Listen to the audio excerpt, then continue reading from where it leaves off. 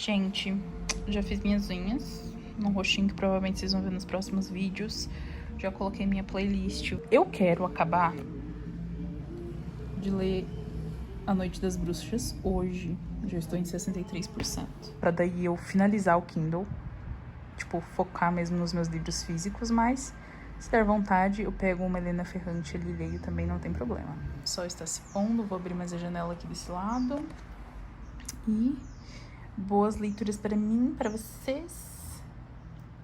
E um ótimo fim de ano. Isso aqui já é um vlogmas? Meu Deus, vocês já estão presenciando um vlogmas.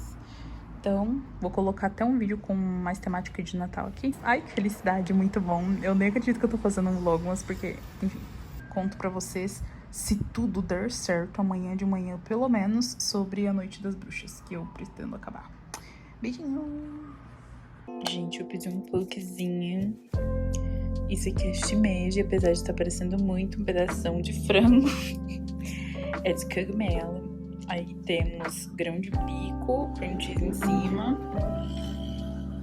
Esse aqui deve ser um negócio extremamente estranho que eu pedi. Nori, batata doce, base de arroz. Ah, e brócolis aqui do lado, dá pra ver também. Quando falou que era pequeno, eu não sabia que era tão pequeno assim. Tudo bom, paguei R$30 nisso, mas tudo bem. Aqui a gente tem um molho de mostarda e mel e alhos fritos. Servidos.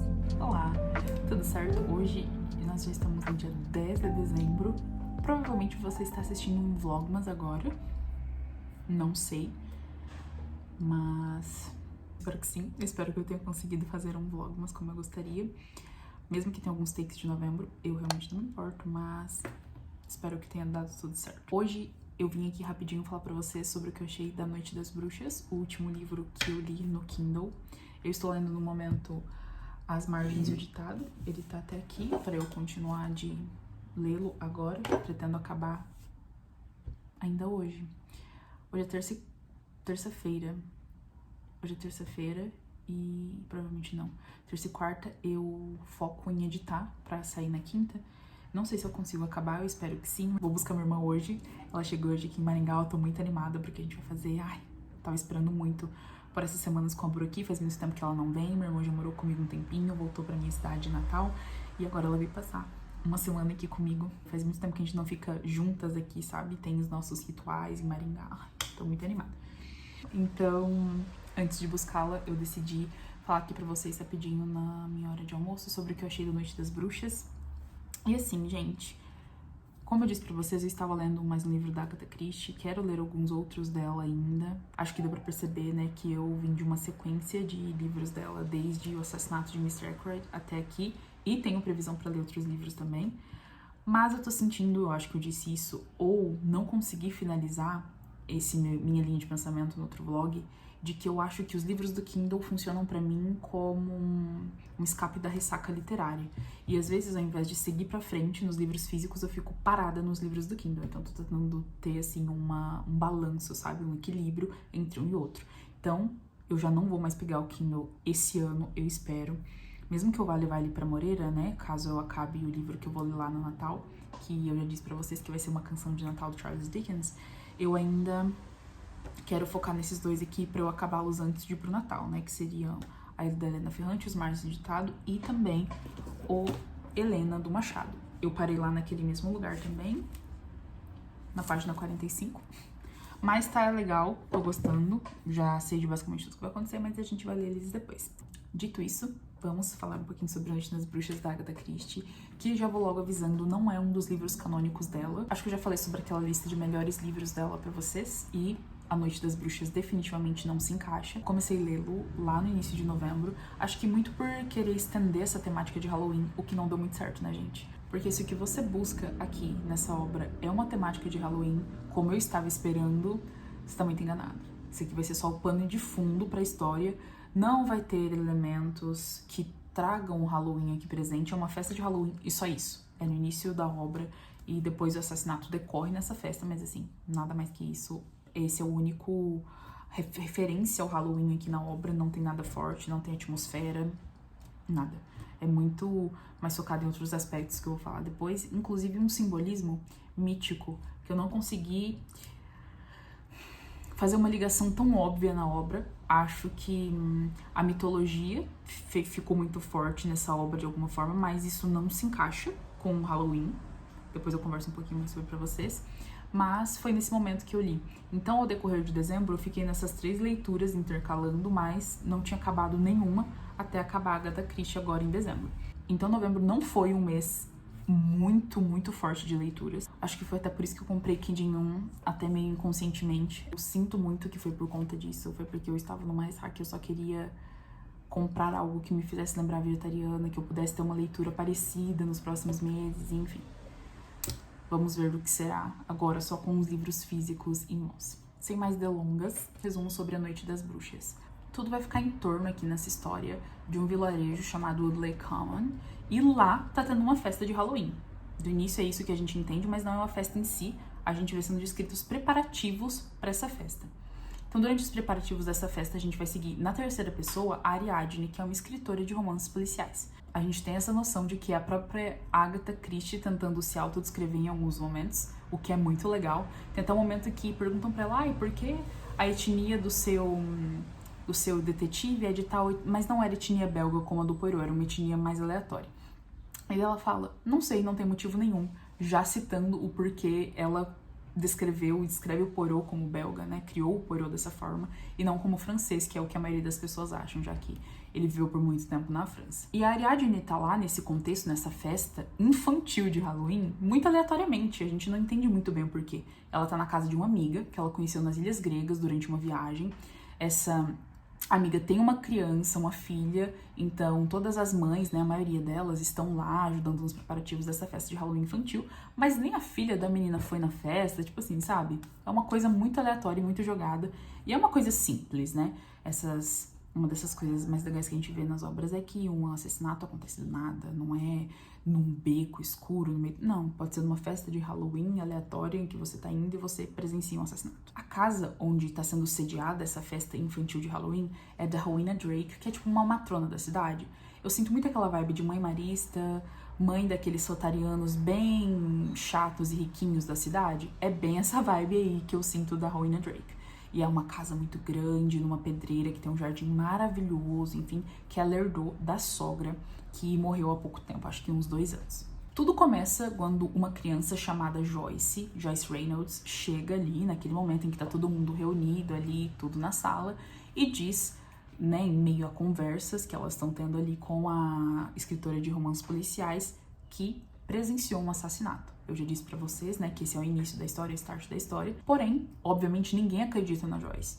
Essa é uma dos motes aqui dessa história, daquele pastorinho mentiroso que sempre falava que o lobo tava vindo, todo mundo se movimentava e o lobo não vinha. E aí, quando o lobo veio de verdade, ele tentou avisar as pessoas, o lobo matou todas as ovelhas, porque ninguém acreditou nele. É mais ou menos o que acontece aqui. A Joyce era tão mentirosa, falava tanto e mentia tanto, sabe? Que ninguém acreditou. Obviamente, todo mundo tirou sarro da cara dela, do tipo... senta lá, ninguém acredita em você. Mas o que leva a crer depois, quando ela aparece assassinada, é que ela estava falando a verdade. Ela sabia que alguém tinha assassinado alguém. O tempo passa, então os preparativos da festa estão prontos, e o assassinato é dado dessa forma, enquanto todo mundo tá lá no saguão, né, lá embaixo, fazendo algumas outras festividades e fazendo os jogos finais dessa festa, que seriam o Snapdragon, que eram amoras, assim, que estalavam na boca. Toda a festa já passou ali pela pegada de maçã, sabe? Aquele que você pega a maçã com a boca num balde. Isso já tinha acontecido. Isso estava lá na biblioteca, então todo mundo já estava lá embaixo e a biblioteca ficava no 2º andar. Foi lá que o assassinato ocorre, ela é afogada, então ela perde todo o ar ali enquanto está sendo asfixiada, a cabeça dela está sendo segurada num balde. É o que tudo indica, né, vendo toda a questão, tudo molhado e tudo mais. E as pessoas só descobrem disso muito tempo depois, porque à noite, enfim, tudo é fechado, tudo acontece normalmente, todo mundo vai embora, a festa decorre e só depois o corpo dela é encontrado lá na biblioteca. Uma vez que isso acontece, a Ariadne vai correndo para Londres, né, contactar o amigo dela, o Poirot, para que ele a ajude nesse caso, porque até então ela nunca tinha presenciado um assassinato de verdade. Tipo assim, eu presenciei, eu estava lá e eu ouvi da vítima poucos minutos antes dela ser morta, horas, perdão, poucas horas antes dela ser morta, que ela tinha visto um assassinato. Isso foi o que instigou mais ela, né? Muito desse início vai decorrer do fato de que desde aquela época era muito comum as mortes infantis serem ligadas a casos de loucura, ou casos de sádicos, casos de serial killers. A gente nunca imagina crianças sendo mortas por motivos vis, sabe? Coisas vãs. Sempre tá ligado ao sadismo, ou pessoas ditas como malucas ou coisas do tipo. E isso é muito ligado aqui na obra, porque um assassinato de uma criança é algo muito delicado, né? É muito pior. Mas o corpo não havia sido violado de alguma forma, o laudo falou que ela realmente tinha sido apenas afogada. Então, o que era ainda pior, o que motivou alguém a matar uma criança logo após ela dizer que tinha visto um assassinato? Obviamente, ela sabia de alguma coisa, ou realmente essa mentirosa tinha dito a verdade pela primeira vez. Ela havia visto um assassinato. Uma coisa importante de ser dita é que ela disse que não sabia que era um assassinato até o tempo passar. Ou seja, dá a entender que ela tinha visto algo acontecendo e só depois, com mais consciência, com mais cabeça, ela tinha entendido que era um assassinato. Ela tinha 8 anos ali na época, então é uma criança mesmo. Logo, se ela tinha visto isso antes, ela era muito mais criança, então ela realmente podia ter visto um assassinato e não ter entendido que era um assassinato. A grande questão de A Noite das Bruxas vai decorrer principalmente de que, a partir daí, o Poirot aceita o caso, ele vai até lá, a cidade, o vilarejo, e começa essa investigação. Só que ele começa a perceber que a cidade, ela não tá envolta somente nesse caso.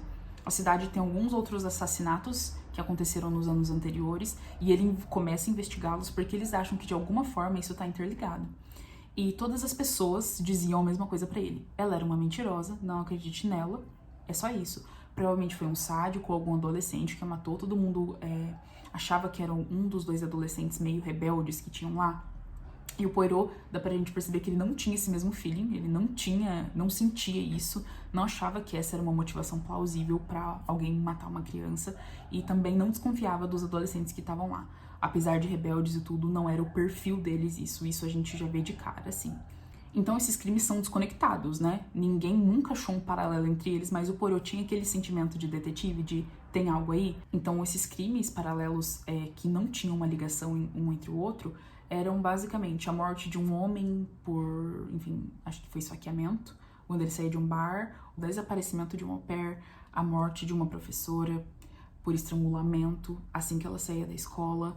São vários crimes que não têm ligação nenhuma, mas que marcam aquele vilarejo ali de uma forma um pouco estranha, digamos assim. E o Poirot, como ótimo detetive, vai lá pra ver, será que esses crimes estão ligados? Qual será a ligação deles? Havia o burburinho de que essa au pair que tinha vindo trabalhar na casa da Lewin Smith, que era sogra da Rowena, que é essa matrona da cidade, que criou aquele jardim onde era antes uma pedreira, junto com um design, enfim, um jardineiro, né, muito famoso, que ela contratou para vir fazer só esse projeto. Ela era muito crítica e tudo mais. Disse a lenda, porque ninguém sabe exatamente o que aconteceu, de que pouco antes de morrer, ela já era uma senhora, ela deixou tudo o que ela tinha para essa au pair que trabalhava na casa dela. Mas, obviamente, depois de constatado, e a própria au pair levou o testamento para lá, foi constatado de que era apenas uma falsificação e que aquele não era o testamento original.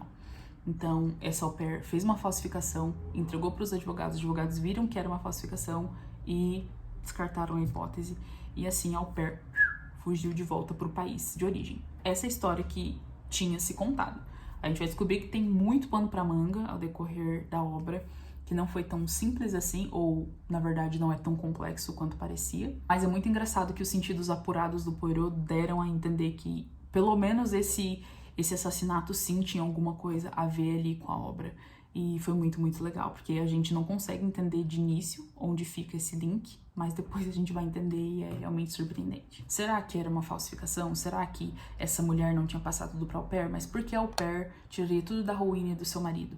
Lembrando, a Rowena era uma mulher viúva, o marido dela morreu num acidente de carro poucos anos antes. Ele teve uma doença, né, que deixou ele paralítico. Eu me esqueci o nome da doença, mas eu vou deixar aqui. A Rowena, a gente sente que ela é uma mulher muito, assim, possessiva, controladora, até a gente vê isso na festa. Então, a sogra sentia muito isso, que ela era presa, sabe? Ela não conseguia fazer o que ela queria, a Rowena iria mandar em tudo. O filho morreu depois, né, da morte da mãe, mas ainda assim esse filho também era meio negligente, não conseguia fazer nada. Quem fazia tudo na casa agora, por conta da sua paralisia, era a mulher. Dá pra perceber que essa senhora, a Llewellyn, ela ficava bem descontente com a família, com quem ficaria com o dinheiro, quem ficaria com a casa, com o jardim.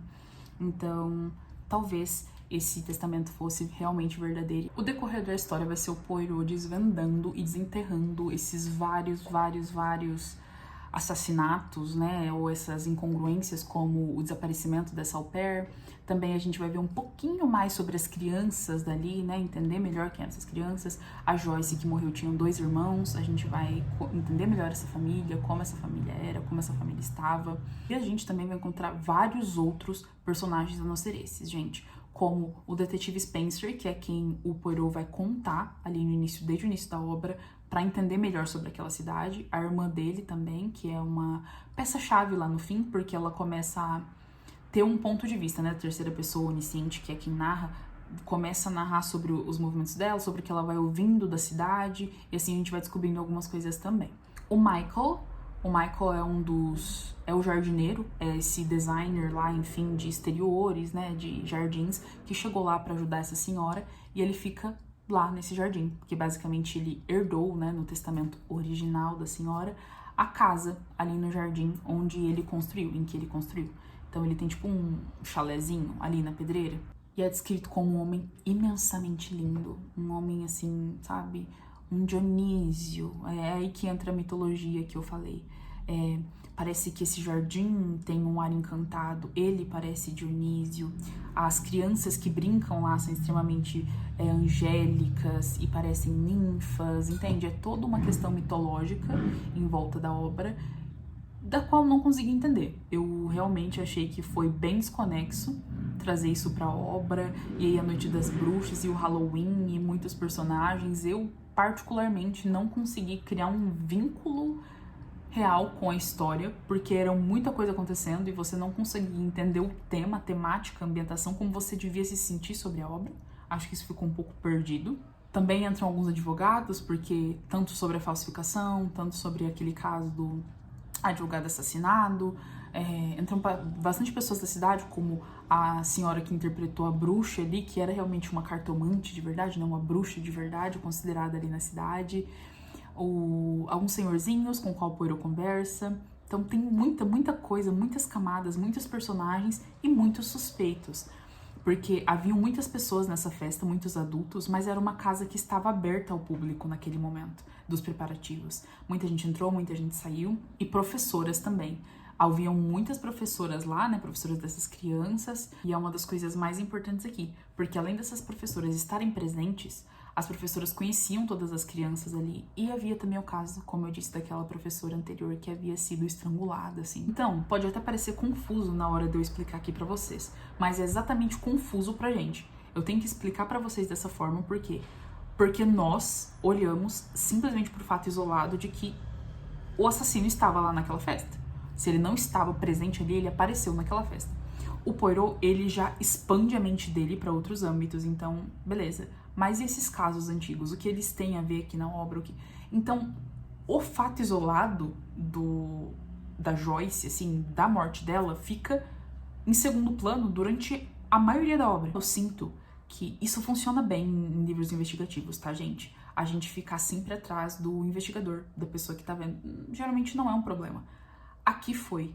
Eu acho que esse jogo de mostrar e de esconder, isso da gente não saber muito, ficou muito jogado aqui. Não funcionou muito bem pra essa narrativa. Porque o que a gente quer saber é quem matou a Joyce. A gente fica descobrindo. É interessante, a gente quer entender, a gente vai seguindo ele. É o Poirot, tipo, a mente dele é brilhante. E aqui ele tem também uma narração onisciente em alguns momentos, assim. A terceira pessoa fala bastante de como ele se sente, de como ele age, de qual vai ser a próxima, né, o próximo passo. Mas eu realmente senti que os núcleos desse romance, eles não tiveram tanto vínculo, tanto acordo entre si, e há muitos temas para serem explorados. Ficou muito superficial no fim das contas, sabe? Você chega no fim e a sua intenção nem é saber no fim quem matou a Joyce, e sim entender melhor sobre a história daquela família, de alguma forma, e você não quer saber, você simplesmente não se importa em entender quem foi que matou a Joyce. Isso é uma coisa prejudicial quando você tá lendo. Na minha opinião, isso foi algo negativo. Talvez isso seja brilhante para alguma pessoa, talvez uma pessoa goste muito disso. Poxa, na verdade, não era o assassinato ali que era o mais importante, era outra coisa. Dá pra ver que a exploração dos temas também é bem menos interessante que dos outros livros. O desfecho não é tão surpreendente, é interessante ver como se deu, mas, enfim, passa pela nossa cabeça todos esses personagens que aparecem ali. É óbvio, eu particularmente ia pra uma outra linha, eu ia pra uma linha bem mais bizarra do que realmente foi, e ela tenta nos levar pra essa linha mesmo. Ela dá a entender de que vai ser uma coisa bem maior, bem mais escandalosa, bem mais escrachada e sádica do que realmente é. Mas eu gostei, assim, no geral. Não achei um livro ruim de todo, mas ela podia ter concentrado muito melhor os núcleos dela. Eu entendo que, por exemplo, a polícia é necessária, esse investigador foi necessário até certo ponto, mas será? Ela não podia simplesmente ter recolhido essas informações das pessoas da cidade mesmo, ao invés de colocar esse detetive, porque ele se perde. Depois, esse detetive amigo dele se perde, ele não tem uma maior aproximação com esse detetive, então eles por elas, a gente não consegue entender isso. Como os personagens aparecem e como o Poirot consegue chegar a certas conclusões também ficou muito distante. Eu acho que é o livro em que mais fica distante isso. As coisas só ficaram nubladas pra gente porque ela decidiu ir abrindo as coisas no fim, sabe? É uma história um pouco óbvia se você olha assim com tudo o que é necessário logo de cara. Não me entenda mal, gente, isso pra qualquer livro policial. Só que aqui muito mais porque o jogo de mostrar e esconder nem é sobre a investigação em si, mas é sobre o que o Poirot mostra pra gente como um narrador. Tipo, ele mesmo já tinha pego isso logo nos primeiros dias. Ele já entendeu o que geralmente não acontece, tá, nas óperas. Ele também leva um tempo pra processar as coisas e entender melhor. E aqui não. Aqui ele já consegue processar logo de cara e entende, assim, o que tinha acontecido e vai tentando maturar isso, entender melhor, saber como proceder, né, quando dizer pra polícia, pros investigadores. Então, assim, é uma bagunça de livro, assim como eu acho que isso daqui ficou uma bagunça. E aspectos positivos e negativos. Acho que o primeiro negativo que eu disse foi sobre a mitologia. Eu não gostei muito desse vínculo à mitologia. Eu achei um pouco... É um tema que entra e é um tema que não volta no fim e você fica... Qual a necessidade disso exatamente? É só, sabe? O Halloween também, apesar de trazer isso ali no título, eu acho que a obra podia ser muito mais rica, a gente podia ter muito mais da festividade, trazer muito mais da temática também de Halloween, o que se perde, a exploração dos personagens que ficam bem perdidos, os núcleos ficam perdidos um com o outro, não utiliza todos os personagens como devia utilizar, eles ficam meio perdidos na obra. E aqui foi a primeira obra da Agatha que eu realmente tive contato, assim, claro, explícito com a questão da xenofobia. A garota au pair, ela vinha de um dos países, né, asiáticos e tudo mais. A gente sente muito ouvindo como era que acontecia esse preconceito dessas mulheres que vinham trabalhar, ceder seu trabalho. Então olha aqui o que um dos advogados diz para aquela au pair que eu falei que desaparece na obra. Minha querida, disse o Sr. Fullerton, sua sorte é que você é ré primária, estrangeira e não fala inglês muito bem. Nesse caso, poderá pegar uma sentença menor ou talvez conseguir liberdade condicional. Em outro excerto, o Poirot tá conversando com a Rowena e ele cita um ditado que eu achei muito legal, inclusive, que é: a cada homem lhe penduramos ao pescoço seu destino. E aí ela vem e diz: eu espero que não tenhamos que basear nossas ideias ou até mesmo nossos ideais na cultura do Oriente Médio. E a gente dá uma olhada, a gente tenta olhar até que ponto a própria Agatha era realmente uma pessoa xenofóbica, enfim, e até que ponto ela estava descrevendo a sociedade inglesa da época. A questão com a Agatha Christie, gente, é a seguinte: ela não foi ativamente xenofóbica na vida pessoal ou em qualquer outra coisa. Através das obras dela, nós vimos que há muito do recorte social onde ela estava, né, da época 1920, 1950, onde ela mais escreveu. O que a gente pode tirar disso? Muito do que ela coloca ali é sim para caracterizar aquela sociedade. Muitos até dizem, mas como ela era xenofóbica, né, criando um dos maiores detetives de todos os tempos como um estrangeiro também belga. Mas há uma diferença entre a nacionalidade belga e a nacionalidade asiática, a nacionalidade africana, a nacionalidade do Oriente Médio no geral. Ela sempre caracteriza esses personagens como um tipo de excentricidade diferente e sempre misterioso, ou seja, essa pessoa, essa au pair na história ou o estrangeiro é sempre um possível e provável suspeito na obra, porque ele é misterioso à sua maneira, ele é meio até muitas questões assim de selvageria, sabe? É sempre essa pessoa impulsiva, que não sabe como se comunicar, como eu falei, que não sabe falar, então é sempre um suspeito por conta da sua etnia, entende? Ela faz esses personagens muito caricatos. Geralmente, nos que eu li, esses suspeitos não são eles realmente, quem são, né? Enfim, os grandes vilões da história.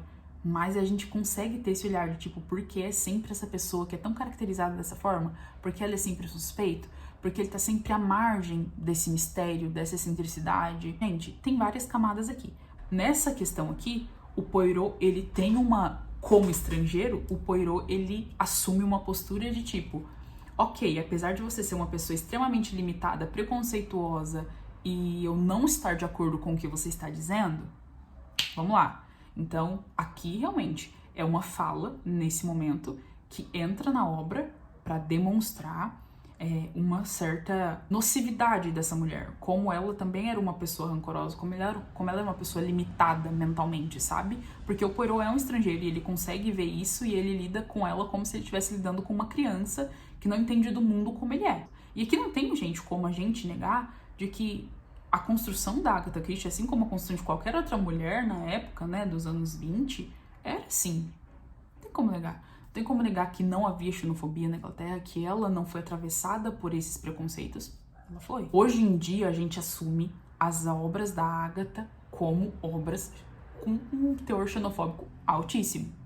Muito, tem até muito mais do que eu falei aqui. Há certos tabus que precisam ser construídos na sociedade que a gente vai construir muito depois. Mas há alguns aspectos positivos importantes da gente ver que são lá do século XX e que ressoam aqui até hoje.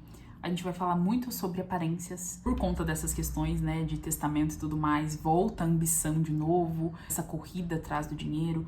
Mas aqui eu acho que ressoa muito mais forte as futilidades que nós temos como seres humanos, a obsessão pela beleza, pela perfeição, eu diria, a manipulação emocional aqui é muito forte também, é muito tratado na obra. Uma das coisas que eu acho mais positivas na Agatha é que ela sempre sabe criar personagens femininas fortes. Então é muito diferente quando tu tá lendo uma história do Lupin, do Sherlock, e ler aqui uma história que é escrita por uma mulher, né? Diferente desses outros detetives escritos por homens. As personagens femininas têm força, têm vontades, têm ambições, têm medos, têm traumas, têm sombras, né? Tem não só belezas e futilidades e docilidade, fragilidade, elas também escondem coisas e, enfim, são tão complexas quanto homens, como é na vida real, mas que isso é muito limitado na escrita de outros escritores homens que escrevem o mesmo tipo de narrativa policial. Então isso é muito positivo, eu gosto muito, e isso é muito forte aqui nessa obra. Não só eu diria, quanto as mulheres, para como as meninas também, as crianças. E coloco aqui uma personagem que eu acho que eu só citei, né, por afilhamento, a filha da Judith Butler, que aqui é a Miranda, que é uma das principais personagens dessa obra, uma amiga da Joyce, que foi assassinada, e que traz essa força, sabe? Essa docilidade, mas também essa força pra obra, assim. É muito legal ver o quão inteligente ela era, quão forte a criança era, mas também não deixa de ser uma criança. E assim como muitas mulheres eram formadas e tudo e não tinham a capacidade intelectual ou até emocional dela para algumas coisas. O fim da obra se resolve de uma forma um pouco rápida, mas tudo se explica. Foi um dos últimos livros escritos pela Agatha e ela se perdeu. Ela quis fazer muita coisa em um livro só, mas eu achei interessante. A motivação desse crime, ele envolve muita coisa.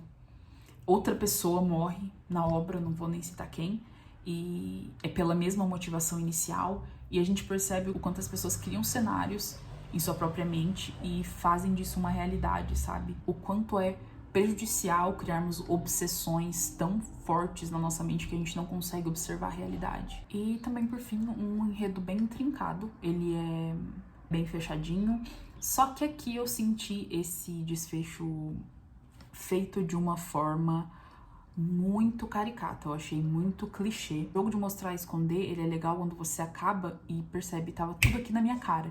E aqui, nem que se você tivesse visto tudo, você não conseguiria ter chegado a essa conclusão. Ela propositalmente esconde muitas das coisas que você deveria saber como leitor pra tentar encaixar as coisas, mas não, talvez seja essa outra coisa, sempre esteve aqui na minha cara. Eu acho que você não tem esse sentimento, não tava tudo na sua cara e você poderia ter chegado a essa conclusão, sabe? Porque desde o início ele tá procurando por outras coisas paralelas que ele sabe, você fica tentando adivinhar junto, só que é bem diferente, porque o tema central não passa mais a ser a Joyce, passa a ser outras coisas, e aí você tem novos personagens e novos núcleos, e por fim eu gostei, mas não amei, né? É sempre uma experiência muito legal ler Agatha Christie, eu adoro, mas não sei se tá longe de ser um dos melhores dela, obviamente, mas eu não sei se eu consegui me conectar tanto com a obra, porque eu acho que poderia ter sido vendido de outra forma. Acho que o Halloween ter entrado aqui deve ter sido só pra ela fazer alguma coisa de noite de Halloween, enfim, que ela tava nessa chamada, mas não consegui sentir isso. Inclusive, a crítica disse que é um livro que traz essa atmosfera e eu não senti em momento algum, gente. A não ser citando a festa, eu não sinto esse clima. Woodleigh Common não é um vilarejo que traz isso, que remete a isso em momento algum. Então, se essa era a intenção, eu achei bem falha. É um livro que eu daria, não sei, 3 estrelas e meia, 4 estrelas. Como eu disse pra vocês, eu não sou a melhor pessoa pra avaliar, porque se foi uma boa experiência, eu já avalio numa nota ok e muito boa, mas ficaria aí nessa média. Dá pra você ler outros livros da Agatha Christie e aproveitar bem mais. A não ser, gente, que você também queira ler na maioria dos livros dela como eu. E enfim, é isso, gente. Eu vou pedir uma marmita agora. E daqui a pouco ir lá buscar minha irmã na rodoviária. Estou muito animada, muito feliz com essa visita da minha irmãzinha Bru. Bru, se você estiver assistindo isso, muito obrigada por vir. Fico muito feliz com a sua presença. A Bru é, assim, uma das minhas pessoas favoritas no mundo. A gente sempre cresceu muito unida, né? Nós temos menos de 2 anos de diferença uma da outra. A gente sempre teve a mesma cabeça. Eu acho que quando você tem uma diferença muito grande de idade com a sua irmã, isso pode acontecer, mas nunca aconteceu comigo com a Bru. Então nós somos muito unidas, assim, somos melhores amigas e morar longe uma da outra é sempre um desafio pra saudade, né? Então, faz tanto tempo que ela não vem aqui. Ela já veio outra vez, mas veio com a minha prima também. A gente não ficou num apartamento, a gente tá num momento de transição de apartamento, então a gente não conseguiu curtir tanto. Enfim, passado, então eu tô muito feliz. Vocês vão ver elas nos próximos takes, então tô muito animada pra isso. E deixo aqui essa chamada nesse vlogmas que vai estar saindo provavelmente antes do Natal. Tenha esse tempo com a sua família, com quem você ama. Um fim de ano é um momento perfeito pra gente fazer isso. É um momento de celebração, de estar unido, de lembrar das coisas importantes da vida. Acho isso extremamente importante. Nutrir nossa alma do coletivo, como a gente já conversou aqui no canal antes. É isso, gente. Um beijo. Até mais.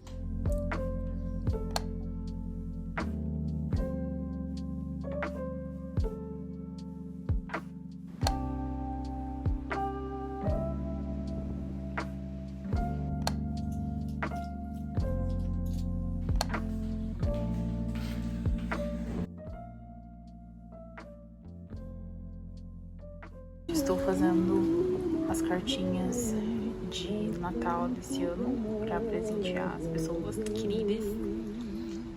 E aí, o presente, na verdade, de aniversário da minha amiga, tá aqui, né? Chocolates, coisinhas da Natura e um livrinho, um chiclete super levinho.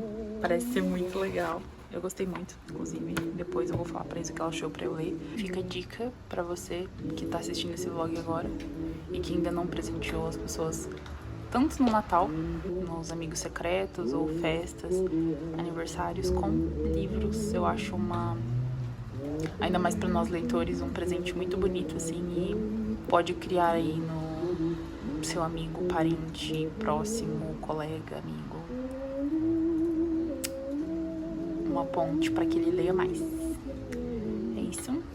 Agora vou me arrumar para nós irmos no açaí, colocar lá no quarto da minha amiga.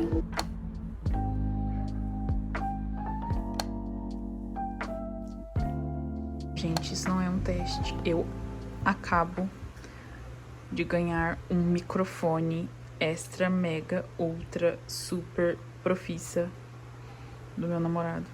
o meu namorado, excelentíssimo, queridíssimo, digníssimo, maravilhoso, me deu um microfone profissional com, tipo, 4 módulos de captação de áudio diferentes. Gente, é assim, vou até colocar aqui pra vocês verem. O microfone mais lindo que eu já vi na minha vida, olha isso. É da marca Fifine. Olha isso. Eu acho que até agora, com a minha ficha, eu estou sem reação, porque... Vou virar aqui, que eu acho que é melhor. Bem, gente, eu acho que vocês estão cansados de me ouvir falando sobre o João aqui. Espero que não, porque vamos muito ainda, mas eu gostaria de agradecer imensamente pelo apoio que o João me dá, assim, pra continuar, pra produzir meus conteúdos, pra dar impulso, sabe, nos meus hobbies, nos meus projetos pessoais. De outro mundo que esse homem faz e como ele me faz sentir importante, que meu sonho é grande e eu consigo alcançar o que eu quero e o que eu posso. E coisas como essa daqui são uma prova viva, primeiro, do quanto ele e outras pessoas acreditam no meu potencial para isso, mas também quanto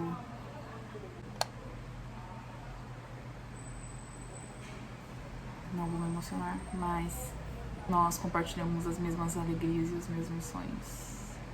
Ele me disse isso há pouco tempo, que nossos sonhos são compartilhados, e eu vejo que muito mais ações como essa a gente prova cada dia mais. Então a gente trocou alguns presentes hoje, e um dos hobbies esportivos do João, porque ele tem vários, é o ciclismo, e esse é um dos meus hobbies.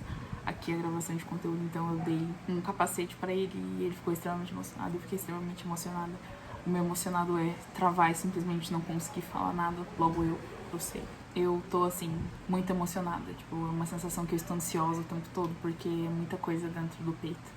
Então, muito obrigada, João, muito obrigada a todos vocês, mas um carinho especial a essa pessoa incrível que eu posso chamar de companheiro, que tá no meu lado, que eu estou segurando isso como um prêmio, porque parece, por tudo isso que a gente compartilha, isso daqui é uma das coisas mais lindas que eu já...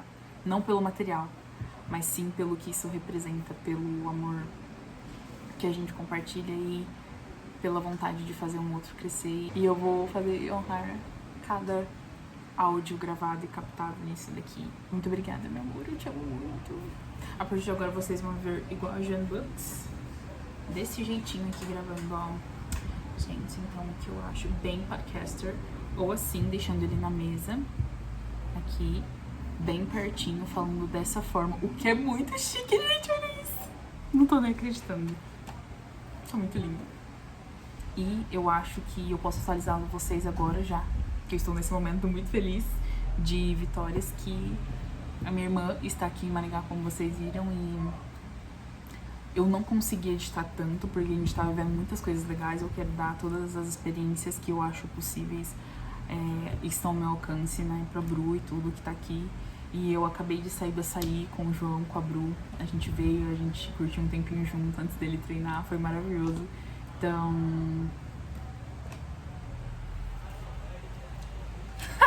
ela tava bem ali escondidinha, mas vocês vão ver muito ela aqui ainda, se não nos takes por aqui, nessas semanas, que eu estou aqui em Maringá e que eu vou pra Moreira depois, vou passar o Natal lá.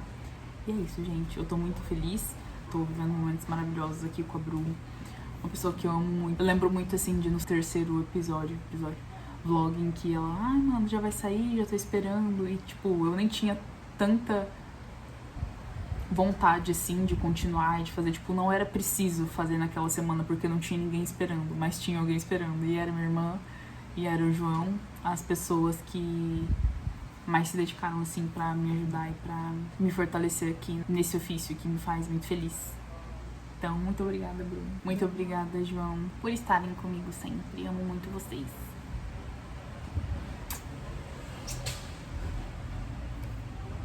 Até mais, gente. Vejo vocês nos próximos takes. Peguei o presente de Natal da firma hoje.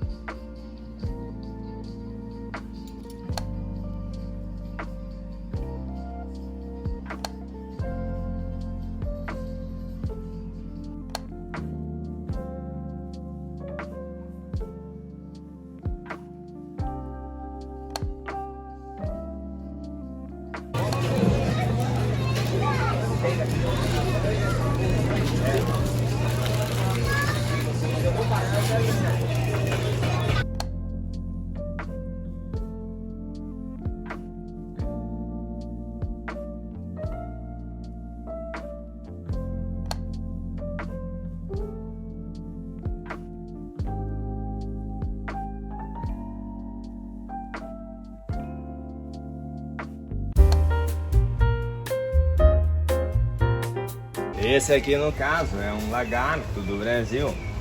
Como vocês podem ver, ele está descamando. Venha comigo, cinegrafista. Venham ver mais de perto. Ele parece machucado, mas na verdade ele está trocando de pele. Sua cor agora será como um dálmata. Ele está lindo em seu habitat natural, tomando um bom sol. Venha mais de perto, cinegrafista. Ah, mas eu não vou mesmo. Nossa, mas ele é lindo.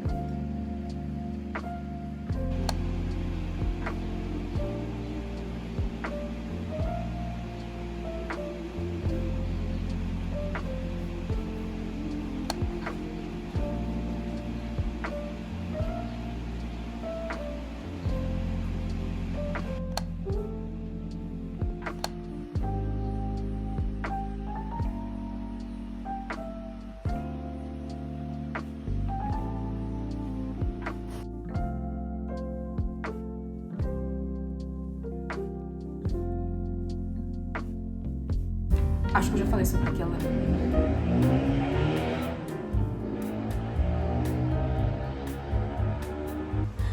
Você é culpada de falar no vlog, Bruna. Isso não é a coisa mais linda do mundo. Nossa, que barulho horrível que fez.